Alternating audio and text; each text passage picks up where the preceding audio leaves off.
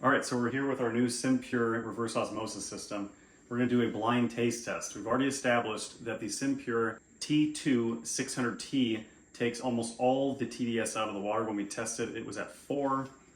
Our refrigerator water is at 30, and bottled water is at 23. So now we're going to do a blind taste test. My wife knows what they are, and I'm going to test them and then guess which one I think it is. Okay. Close your eyes. Close your Well, eyes. I can't tell by the look of the water.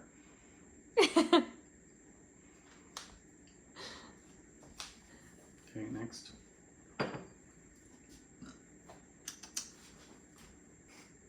Fridge water. I know this is fridge water. It's gotta be fridge water. The fridge water has like a lingering aftertaste. This is the Simpure. It's noticeable.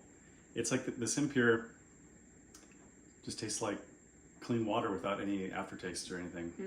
It's like I feel like the other ones too, you can kind of smell it. Like initially I thought it was like the glass that you could smell, but no, it's like this one doesn't smell.